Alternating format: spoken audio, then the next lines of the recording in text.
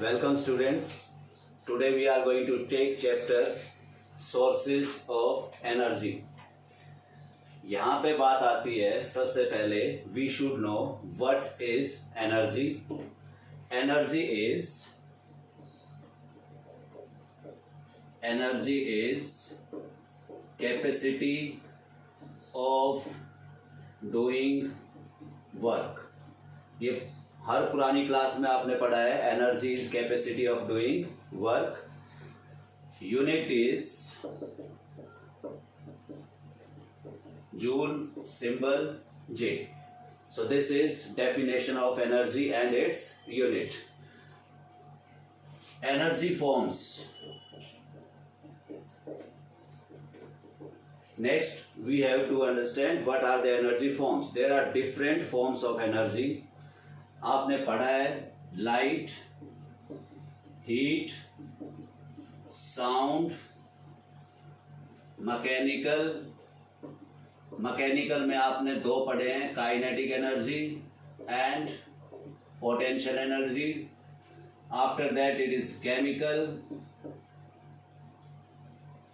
Thermal.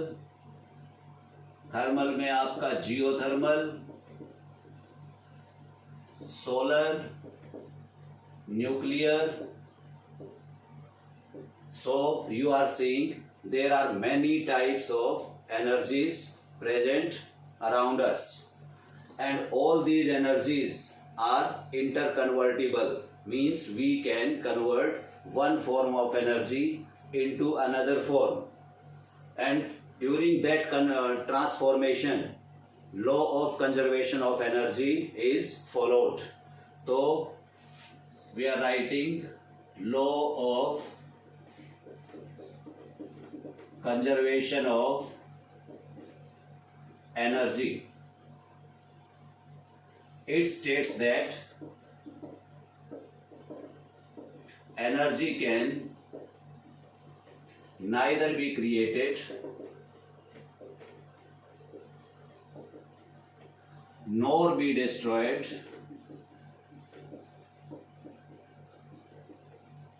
but can be transformed from one form to another.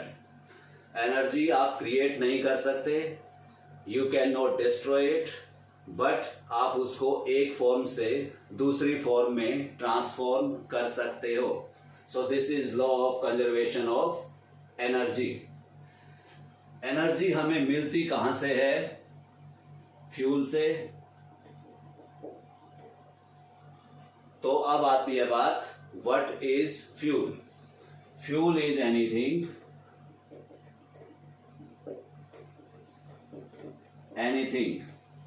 that can be solid, liquid or gas, which on combustion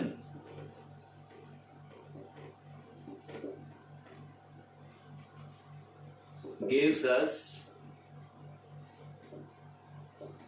energy, and this energy can be in the form of heat, light, etc. किसी भी form में हो सकती है. So that is a fuel.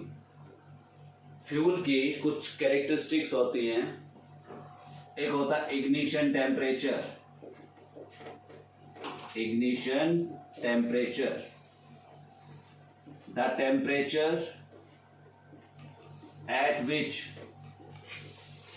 A fuel or a substance catches fire. जिस temperature पे कोई substance आग पकड़ लेता है, that is called its ignition temperature. Next is calorific value.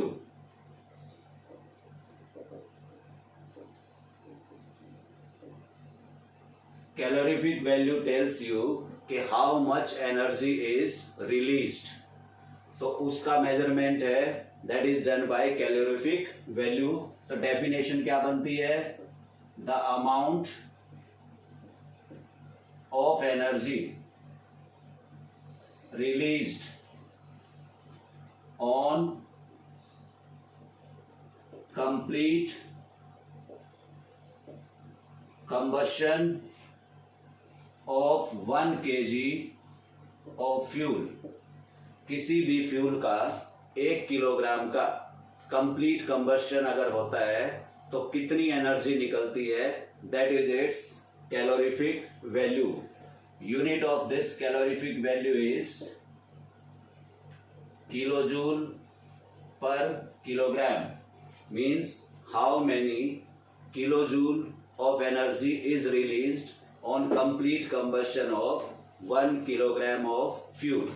So ये आपकी ignition temperature और calorific value ये most important factors होते हैं किसी भी fuel के.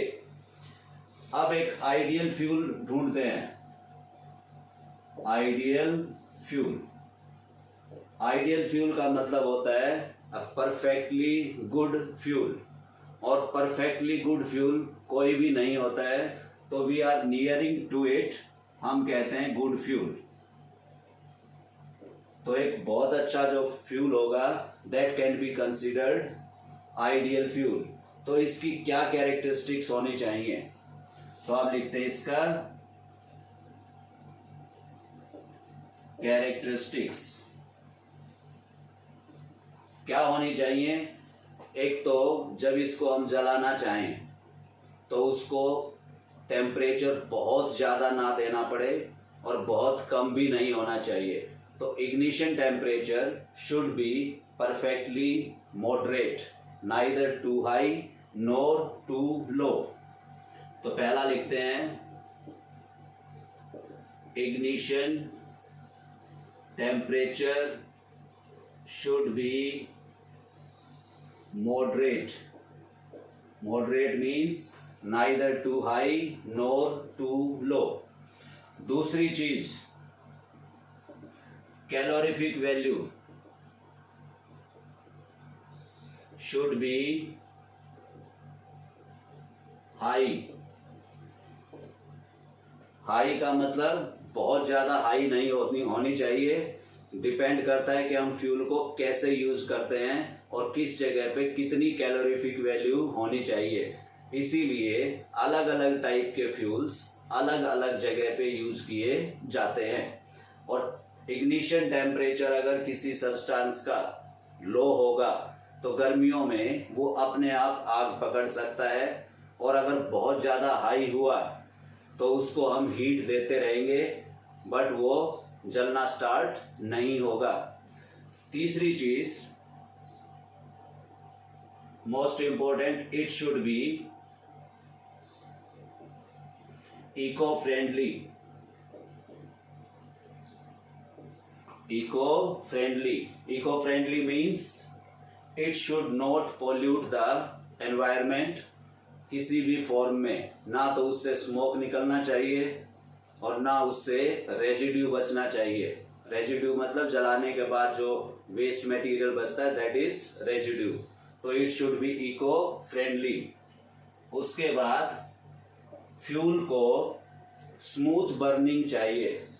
अगर आपका फ्यूल स्मूथली बर्न नहीं करता है, मतलब कभी ज़्यादा कभी कम, इरेगुलर बर्निंग, तो वो आपके लिए फायदेमंद नहीं होता. तो मैं लिखता हूं इट शुड बर्न स्मूथली. और उसके बाद जो चीज आती है वो आती है इकोनॉमिकल. अगर आपका कोई फ्यूल इकोनॉमिकल नहीं है, मींस वो बहुत ज्यादा कॉस्टली है, तो आपका उसका यूज आपके लिए बहुत लिमिटेड हो जाएगा. तो next characteristic should be it should B economical.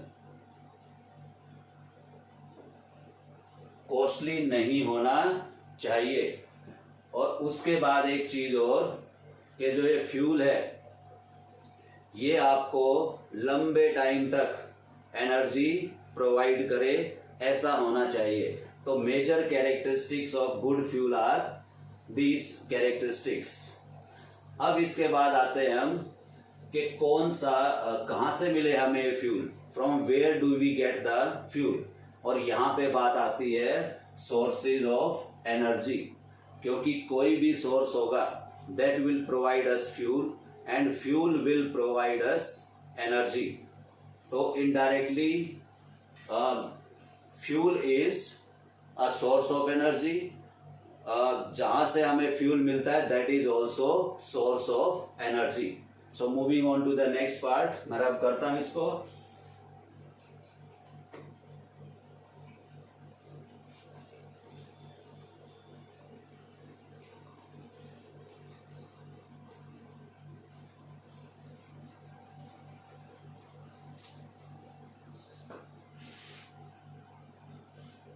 अब डेफिनेशन लिखते हैं, what is source of energy? Anything from which we can get fuel or energy, जहां से हमें फ्यूल मिले या एनर्जी मिले, that is called a source of energy. अब ये सोर्स ऑफ एनर्जी भी ढेर सारे हैं एनवायरनमेंट में, वहां पे भी हमें इसको चूज करना पड़ता है। तो इसकी भी कुछ कैरेक्टरिस्टिक्स होती हैं, लिखता हूं मैं, कैरेक्टरिस्टिक्स ऑफ गुड या आइडियल सोर्स ऑफ एनर्जी। क्या कैरेक्टरिस्टिक्स होनी चाहिए इसकी? फर्स्ट कैरेक्टरिस्टिक शुड बी कि जो भी सोर्स हम चूज करें, it should be able to provide us fuel or energy for a very long time. तो पहली बात है, it should provide us energy या fuel for a long period of time, लंबे टाइम तक वो हमें फ्यूल प्रोवाइड करे, that will be a good source of energy. दूसरी बात, the fuel which we get should be good fuel. Good fuel का मतलब it should be having characteristics of a ideal fuel. जो अभी थोड़ी देर पहले बताई थी, वो सारी कैरेक्टरिस्टिक्स इसके अंदर होनी चाहिए। उनमें एक और ऐड कर देते हैं, the fuel should be easy to store and easy to transport। तो ऐसा फ्यूल होना चाहिए जिसको हम आसानी से स्टोर कर सकें और उसको आसानी से ट्रांसपोर्ट भी कर सकें। और इनके अलावा वही चीज़ें, proper ignition temperature, proper calorific value, pollution free, economical, ये सारी की सारी चीज़ें इस फ्यूल में अगर होंगी तो इस फ्यूल का जो सोर्स है that will be ideal source of energy. तो आपको ऐसे रखना है। उसके बाद ये जो सोर्सेज ऑफ एनर्जी हैं, इनकी classification, how we can classify them. तो बेसिकली लिखते हैं classification of sources of energy. Basically दो टाइप के हैं। पहला आपका रिन्यूएबल और उधर बन जाता है it is non renewable. Renewable जैसा ही एक नाम और है रिप्लेनिशेबल, और यहां पे बन जाएगा वो नॉन रिप्लेनिशेबल। फिर एक और इसी से रिलेटेड है, रिन्यूएबल है, इसका मतलब इट इज इनएग्जॉस्टिबल।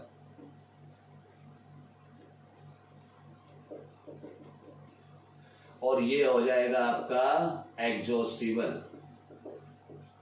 तो ये जो तीनों टर्म्स लिखी हैं दोनों साइड में, they are nearly same in definition. अब सुनो, रिन्यूएबल क्या होता है? Which can renew itself in a very short period of time.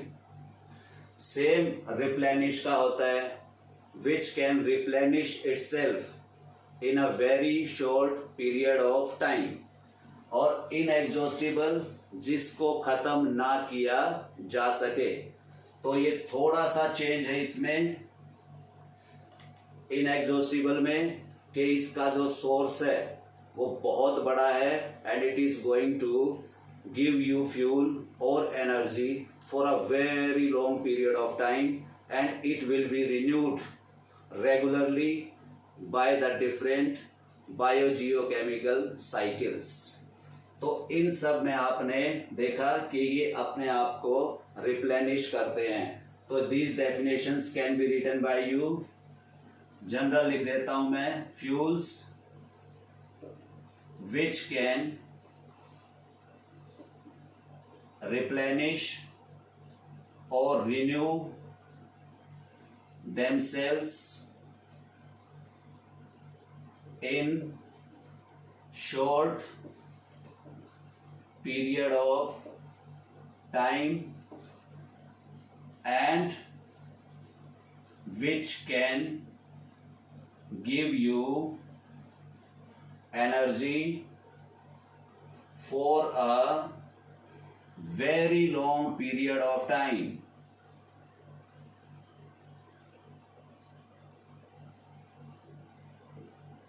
बहुत लंबे टाइम तक देते रहे जो आपको एनर्जी, तो they are renewable and inexhaustible.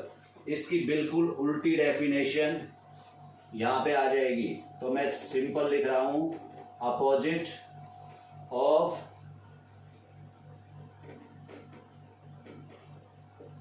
Renewable, replenishable and inexhaustible. इसका बिल्कुल उल्टा डेफिनेशन उधर बन जाएगा। एग्जाम्पल्स की बात करें, नॉन रिन्यूएबल पे बात करते हैं पहले।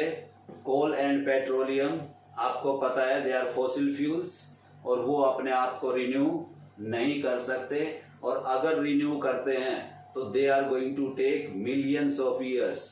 क्योंकि 8वीं क्लास में तुमने पढ़ा था कि coal and petroleum are formed by the deposition of fossils under the earth, and the conditions were high temperature and high pressure and it took millions of years। तो बहुत लंबा टाइम है, इसलिए उनको हम नॉन रिन्यूएबल काउंट करते हैं। तो यहाँ पे मैं एग्जाम्पल में लिख रहा हूं, फॉसिल फ्यूल्स, ये याद रखना, fossil fuels, coal, petroleum and natural gas. Coal, petroleum and natural gas. अब रिन्यूएबल में कौन से अपने आप को रिन्यू करते हैं? देखो, विंड एनर्जी, जब तक अर्थ रहेगी, अर्थ के ऊपर एयर रहेगी और सन रहेगा, तब तक विंड एनर्जी हमेशा मिलेगी आपको। क्योंकि सन की अनइवन हीटिंग से, due to the uneven heating of the sun, winds are created, air moves from high pressure to low pressure। तो जब तक सन रहेगा तब तक आपको विंड एनर्जी मिलेगी। दूसरा, water energy, energy from water. Energy from water, जैसे हाइडल पावर प्लांट सुना होगा तुमने, पानी से हम बिजली बनाते हैं। पानी का जो मोशन है it is having kinetic energy, वो भी आपको हमेशा मिलेगी। तो वाटर एनर्जी की जगह हाइडल एनर्जी भी लिख सकते हो आप, हाइडल। उसके बाद सोलर एनर्जी, सोलर एनर्जी भी आपको बहुत लंबे टाइम तक मिलती रहेगी। तो हम इनको बोलते हैं रिन्यूएबल एंड रिप्लेनिशेबल एंड इनएग्जॉस्टिबल। अब यहाँ पे एक क्वेश्चन और आता है, सबको पता है कि जो पेड़ हैं वो लगाने के बाद फिर ग्रो कर जाते हैं, तो क्या जो लकड़ी है उसको हम रिन्यूएबल सोर्सेज में रखें या नॉन रिन्यूएबल में? तो मैं लिख देता हूं इसको,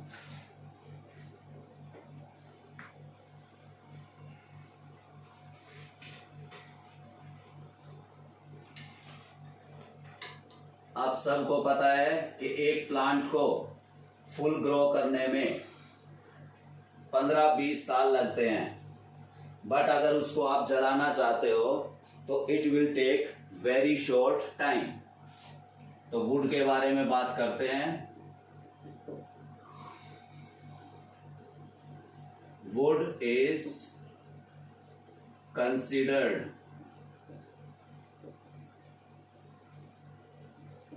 renewable, but its use is not justified. Its use as fuel is not justified because it takes 20 to 25 years for a tree to grow properly। कम से कम 20-25 साल लग जाते हैं फुल ग्रो होने में एक ट्री को, तभी वो हमें लकड़ी देगा।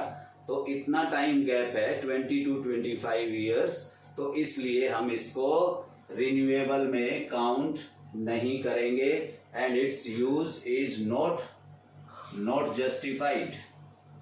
दूसरी चीज आती है, वुड को अगर डायरेक्टली जलाते हैं तो it has low calorific value and cause pollution and leaves residue। तो ये वाली भी चीजें हैं जो इनके कारण भी वुड का हम यूज नहीं करना चाहिए। We should have very limited use of wood as fuel directly. उसके बाद बेस्ड ऑन यूजेस, जो अभी तक पढ़ा था हमने वो था अकरेंस के हिसाब से क्लासिफिकेशन। अब यूज के हिसाब से क्लासिफिकेशन, तो एक होता है कन्वेंशनल और एक होता है non conventional. Conventional sources of energy, नाम से पता चलता है कि इट इज इन कन्वेंशन, मतलब it is in use since a long period of time. जैसे बहुत पहले से लकड़ी का यूज करते हैं एज अ फ्यूल, कोल का यूज होता है, पेट्रोलियम का यूज होता है, बायोमास का यूज होता है, तो they are conventional sources of energy. तो लिखते हैं हम sources in use since a long period of time. बहुत पहले से जिनका यूज होता है, कौन से हैं? वुड, कोल, पेट्रोलियम, बायोमास, ये मेन आपके कन्वेंशनल सोर्सेज हैं। और नॉन कन्वेंशनल में कौन से होते हैं? Which are in limited use,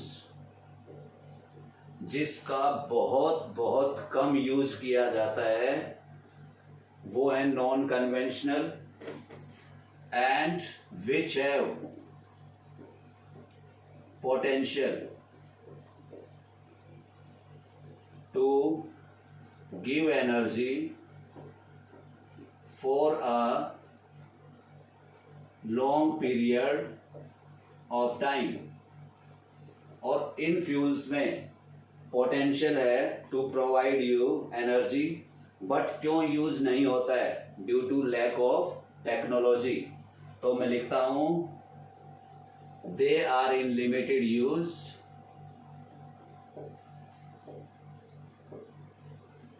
due to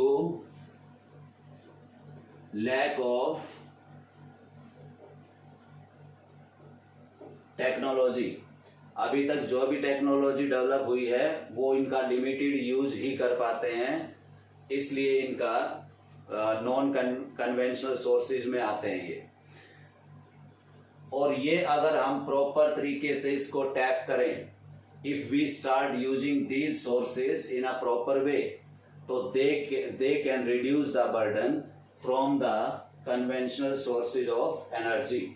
तो ये भी याद रखना आपको, they can reduce the burden from conventional sources of energy, अगर इनको हम प्रॉपर डेवलप करें।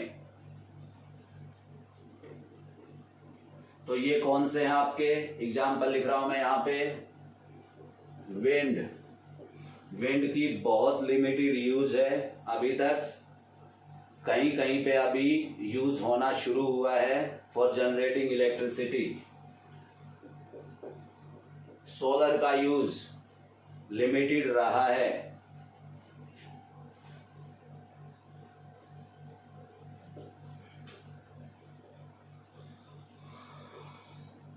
न्यूक्लियर एनर्जी का यूज लिमिटेड रहा है। और एनर्जी फ्रॉम सी, समुद्रों से भी एनर्जी हम ले सकते हैं, उनका यूज भी बहुत कम रहा है। तो ये जो एनर्जी फ्रॉम सी है ये कौन सी फॉर्म्स में होती है आगे इस चैप्टर में डिटेल में पढ़ेंगे हम। तो वैसे बताता हूं तुम्हें, they are wave energy,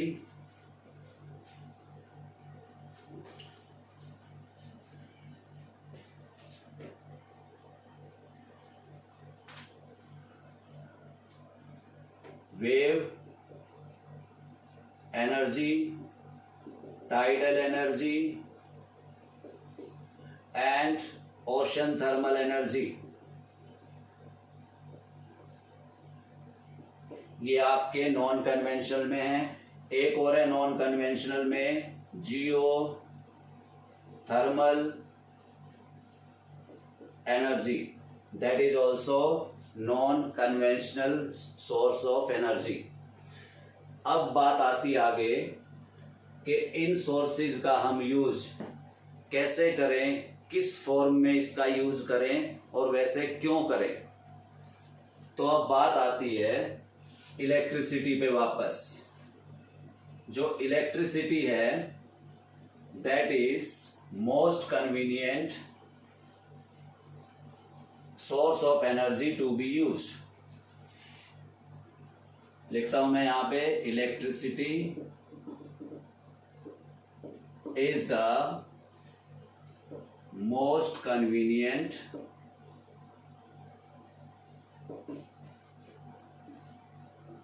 form of energy. Most convenient form of energy है, इसको हम बड़े अच्छे से यूज कर सकते हैं। And it is also most efficient, efficiency भी ज्यादा है और इससे हम सारे काम कर सकते हैं। Can be used in doing all works. सारे के सारे काम हम इलेक्ट्रिसिटी से कर सकते हैं। तुम देखते हो कि अगर घर में लाइट नहीं है तो घर में सारे काम रुक जाते हैं। तो ऐसे ही इंडस्ट्रीज में, स्कूल्स में, हॉस्पिटल्स में सबसे ज़्यादा यूज होने वाली फॉर्म ऑफ एनर्जी है। कन्वीनियंट यूज है इसका, you just have to switch on और ऑफ द करंट। इसका यूसेज आप अपने हिसाब से कर सकते हैं। तो जितनी भी हमारी फॉर्म्स ऑफ एनर्जी हैं,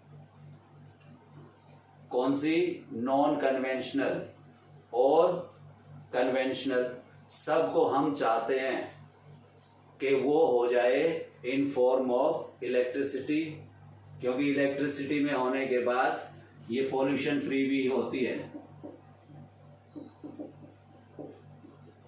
तो ये इसकी कैरेक्टरिस्टिक्स हैं। इसलिए हम चाहते हैं कि हर source of energy, every source of energy या form of energy can be converted into electricity. तो इस चैप्टर में आगे हम वही पढ़ेंगे कि how these sources of energy or forms of energy can be converted into electricity। तो ये आज था introduction of chapter sources of energy. Details में हम फर्दर नेक्स्ट वीडियोज में जाएंगे। Thank you very much.